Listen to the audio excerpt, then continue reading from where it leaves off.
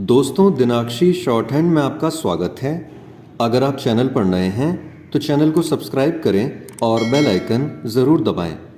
आज की संपादकीय डिक्टेशन 780 शब्दों की एक डिक्टेशन रहेगी जो कि 80 शब्द प्रति मिनट की गति से बोली जाएगी। अगर आपको उस डिक्टेशन की स्पीड को 100 शब्द प्रति मिनट करना हो तो आप YouTube पर स्पीड के ऑप्शन में जाकर स्पीड को 1.25 कर सकते हैं। इस डिक्टेशन की डेमो आउटलाइंस आप हमारे टेलीग्राम ग्रुप से प्राप्त कर सकते हैं।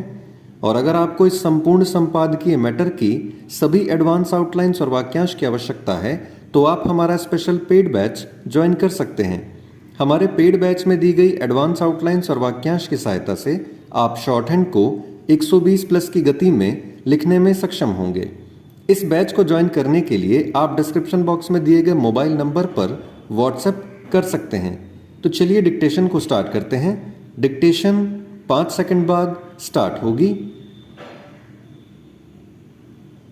Ready, start. दिल्ली सरकार की नई शराब नीति में गड़बड़ी के आरोप में उप मुख्यमंत्री मनीष सिसोदिया के आवास समेत कई अन्य ठिकानों पर सीबीआई के छापों के बाद आम आदमी पार्टी और भाजपा के बीच आरोप प्रत्यारोप का सिलसिला कायम होना स्वाभाविक है, लेकिन इससे किसी नतीजे पर नहीं पहुंचा जा सकता।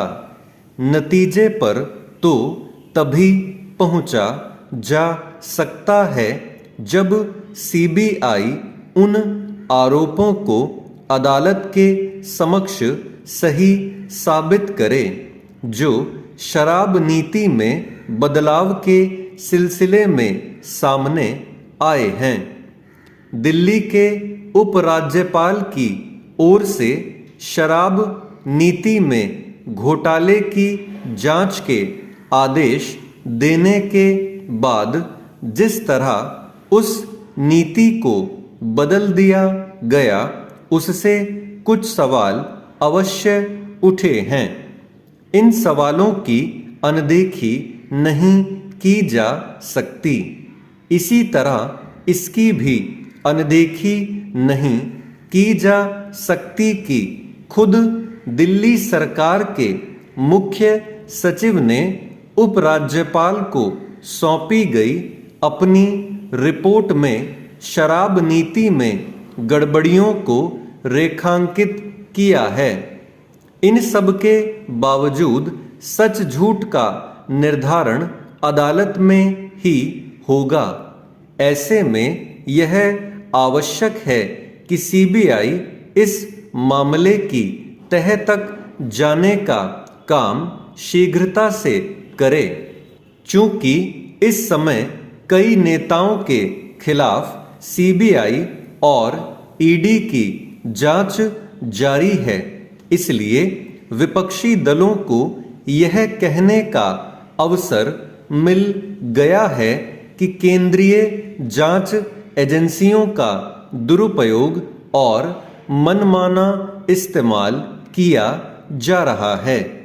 यह कहना तो कठिन है कि जिन नेताओं के खिलाफ सीबीआई और ईडी की जांच जारी है उनमें से किसी का भी घपलों घोटालों से कोई लेना देना नहीं, क्योंकि कुछ मामलों में यह साफ दिखा है कि पद प्रभाव का दुरुपयोग करके अकूत संपत्ति एकत्र की गई। राजनीतिक भ्रष्टाचार एक सच्चाई है और उससे मुंह नहीं मोड़ा जा सकता।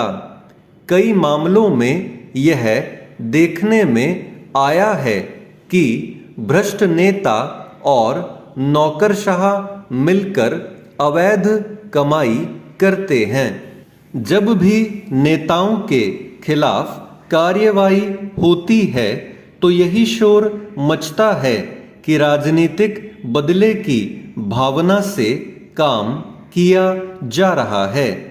इस शोर से तभी बचा जा सकता है जब जांच एजेंसियां भी तेजी से काम करें और अदालतें भी।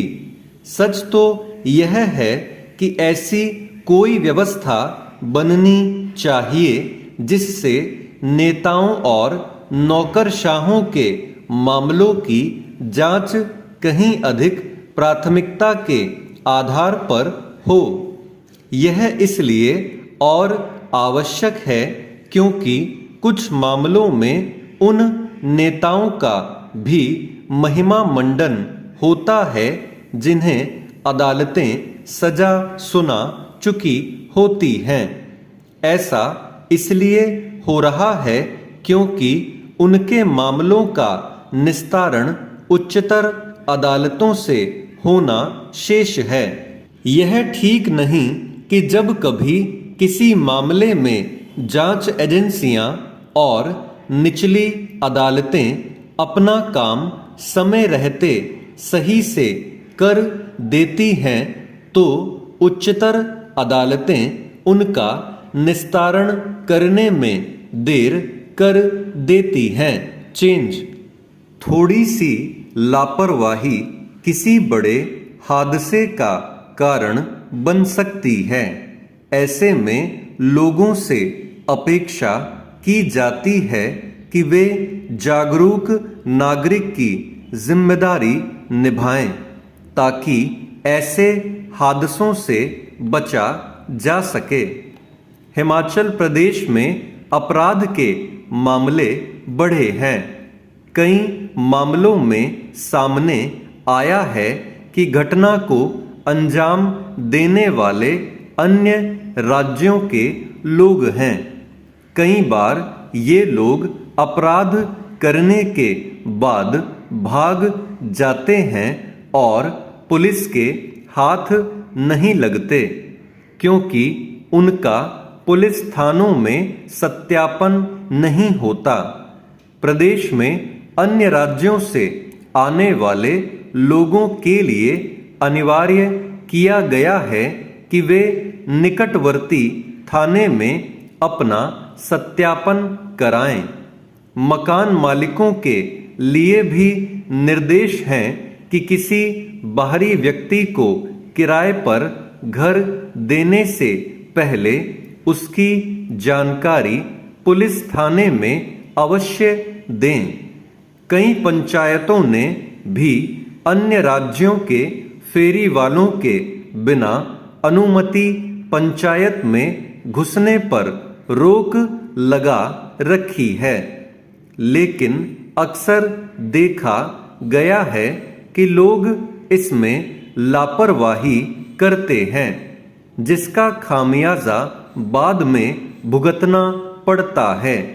किराएदार रखने से पहले उसके बारे में जानकारी नहीं जुटाई जाती। अन्य राज्यों से आने वाले लोग सत्यापन करवाने से बचते हैं। ऐसी स्थिति में कोई आपराधिक घटना होने पर आरोपित की धरपकड़ मुश्किल हो जाती है। कांगड़ा जिले के गगल में उत्तर प्रदेश के युवक ने लड़की की गला घोंटकर हत्या करने का प्रयास किया। लड़की के चीखने पर परिवार के सदस्यों ने उसे आरोपित से बचाया और उसे पकड़कर पुलिस के हवाले कर दिया। घटना से गुस्साए हिंदू संगठनों ने भी रोष जताते हुए प्रदर्शन किया और बाहरी लोगों के सत्यापन का मामला उठाया। निश्चित तौर पर यह समस्या काफी गंभीर है। लोगों की सुरक्षा से खिलवाड़ करने की अनुमति किसी को नहीं दी जा सकती। अगर कोई व्यक्ति किसी अन्य राज्य से आकर यहाँ काम कर रहा है तो उसे सत्यापन करवाने में कैसा डर। मकान मालिकों को भी नियमों का पालन करना चाहिए, क्योंकि उनकी लापरवाही किसी की जान भी ले सकती है। अन्य राज्यों से आने वाले लोगों का प्रदेश की अर्थव्यवस्था में अहम योगदान है, लेकिन कुछ आपराधिक पृष्ठभूमि वाले लोगों के कारण सभी को संदेह की दृष्टि से देखा जाता है। लोगों की सुरक्षा के लिए आवश्यक है कि लोग जागरूक हों और पैसे के लालच में नियम